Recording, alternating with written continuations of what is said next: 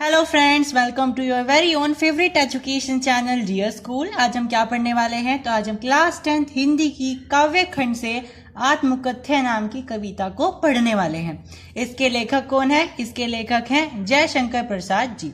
तो चलिए इसको पढ़ना स्टार्ट कर देते हैं।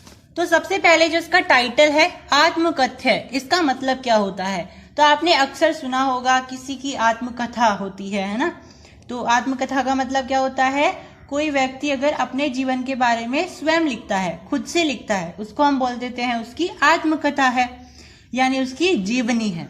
लेकिन आत्मकथ्य क्या होता है? आत्मकथ्य आत्मकथा का ही एक समराइज्ड फॉर्म होता है, यानी कि आत्मकथ्य आत्मकथा ही होता है बेसिकली, लेकिन उसका शॉर्ट वर्जन होता है। यानी कि आप बिल्कुल छोटे से उसमें, यानी कि शॉर्ट में आप सब कुछ बता देते हो अपनी लाइफ का।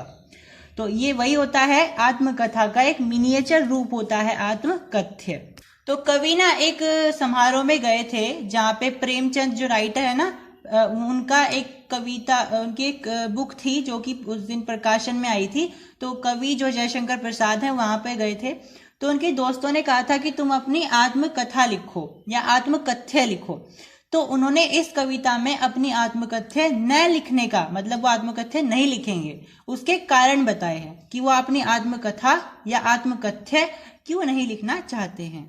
फिर कवि कह रहे हैं कि आजकल आत्मकथाओं में हो क्या रहा है, सबके सब जो लोग हैं वो भोरे की तरह अपने प्यार की कहानियां, अपने प्रेम की कहानियों को उसमें एक तरीके से बता रहे हैं। तो कवि ने क्या कहा है कि लोग भोरे की तरह हैं और अपने प्रेम गीत गा रहे हैं आत्मकथाओं के अंदर। फिर कवि झड़ते हुए पत्तों की तरफ इशारा करते हुए कहते हैं कि देखो ये जीवन समाप्त हो रहा है, ये पत्तियां लगातार झड़ रही हैं, यानी इनका जीवन समाप्त हो रहा है। फिर कवि कहते हैं कि ये जो अंतहीन नील आकाश है, मतलब कि बिल्कुल ऐसा है ना, आकाश इन्फिनाइट हो जैसे, उसका कोई छोर ही नहीं है, अंत ही नहीं है।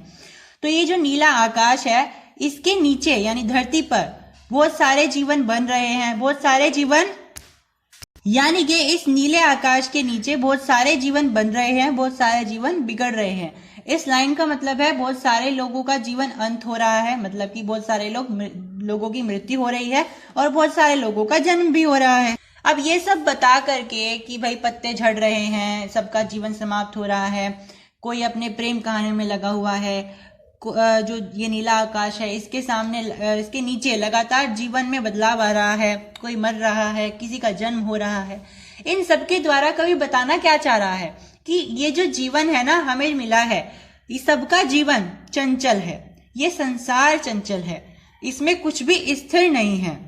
चंचल क्या होता है? यानी कि समय समय पर हमारे भाव, हमारे शौक, हमारी हॉबीज और हम खुद भी बदलते रहते हैं, हमारी पर्सनालिटीज बदलती रहती हैं।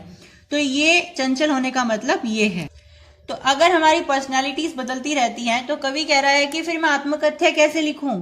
फिर कवि बहुत जरूरी बात कहता है कि इस संसार में ना हर एक व्यक्ति एक दूसरे की मजाक उड़ाने में लगा हुआ है, चाहे उसे खुद कुछ आता है या नहीं आता है, लेकिन वो अगर एक कदम चलेगा ना तो पिछले वाले व्यक्ति की मजाक उड़ा करके जरूर चलेगा। फिर चाहे पिछले वाले व्यक्ति पे उससे 100 गुना ज्यादा आता हो, उस पे एक भी ना आता हो, लेकिन फिर भी उसकी मजाक उड़ा करके जरूर चलेगा। यानी उपहास का जो ये एक सिस्टम चल गया है, एक ट्रेंड चल गया है, ये बहुत बुरा है कवि कहते हैं। और कवि इसलिए एक रीजन बताते हैं कि मैं इस उपहास से डरता हूं कि लोग मेरी कहानियां सुन करके, मेरी कहानियां नहीं मतलब मेरे आत्मकथा के बारे में सुन करके, मेरी खुद के पर्सनल लाइफ के बारे में सुन करके मेरा उपहास बनाएंगे, मेरा उपहास करेंगे, मेरी निजी बातों को सुन करके मेरा मजाक उड़ाएंगे। फिर कवि कहता है कि अगर बाय चांस मैं अपनी आत्मकथ्य लिखने लग जाऊं तो आप लोगों को बहुत इंजॉय आएगा, आपको बहुत इंटरेस्ट आएगा उसको पढ़ने में। लेकिन जब आप कवि की आत्मकथ्य पढ़ोगे तो कवि बोलते हैं कि आपको ये भी पता चल जाएगा कि कवि के जीवन में कुछ भी प्रसन्नता और कुछ भी सुख से भरा हुआ नहीं है, उनका जीवन प्रसन्नता, सुख से, इन सब से खाली है। फिर कवि कहते हैं कि मेरा जीवन ऐसा है जैसे छलावा होता है, जैसे सपने में हमने कुछ देखा हो और एकदम से हमारी नींद खुली और वो गायब। वो कवि कहते हैं कि मेरे जीवन में बहुत सारी चीजें आई, लेकिन वो छलावे की तरह या सपने की तरह मेरे से छूट गई या मेरे जीवन से चली गई। फिर कवि कहते हैं कि जीवन में जो भी उन्होंने पाया है वो उन्हें छू करके चला गया, उनके पास आया और फिर उनसे दूर हो गया।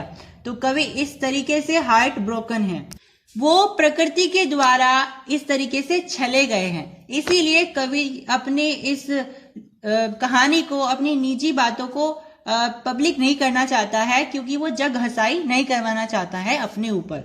फिर कवि अपने लव स्टोरी के बारे में बताते हैं कि कवि के जीवन में भी एक बार एक प्रेम आया था, लव हुआ था उन्हें भी। फिर कवि कहते हैं लेकिन वो भी एक छलावे की तरह, एक स्वप्न की तरह वो भी उनसे छूट गया और उनकी सारी खुशियां, उनके सारी प्रसन्नताएं, सारी की सारी प्रसन्नताएं उन्हें छू करके, उन्हें स्पर्श कर करके उन्हें छोड़ गई। फिर कवि कहता है कि अगर तुम ऐसा सोच रहे हो कि तुम मेरे जीवन के अनुभवों से अपने जीवन का जीवन रूपी घड़ा भर लोगे, तो कवि कहता है कि मैं ऐसा कभी नहीं करूंगा। मैं नहीं चाहता हूं कि तुम मेरे जीवन के इन जग हंसाई वाले अनुभवों से अपने जीवन रूपी घड़े को भर लो।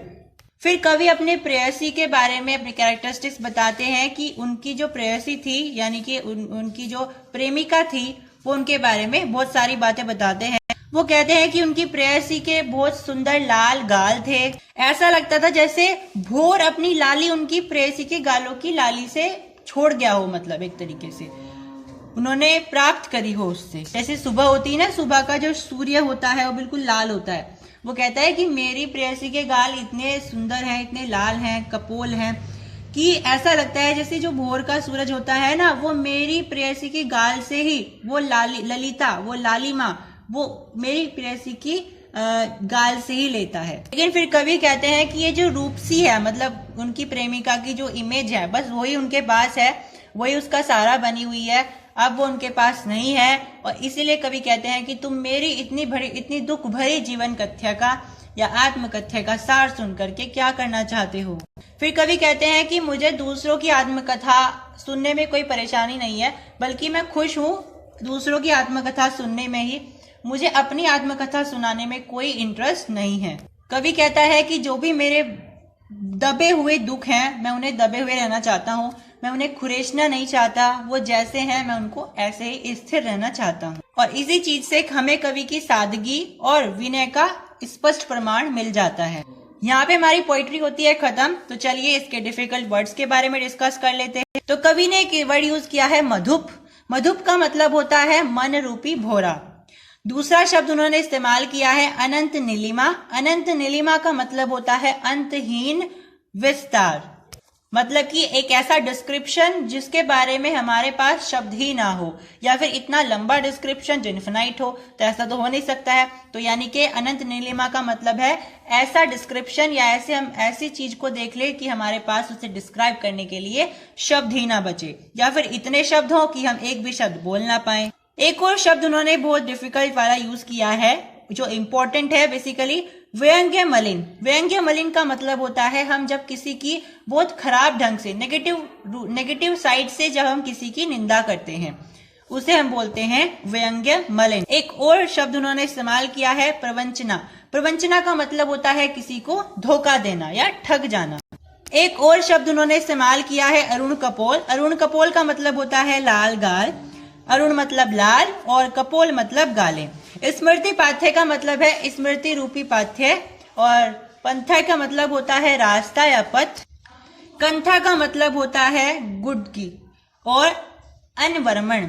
तो बेसिकली यहाँ पे हमारा चैप्टर हो जाता है finish. If you have any doubt so please write me down in the comment section and do subscribe dear school and share it amongst your friends, family and classmates. Thank you for tuning in. Thank you everyone.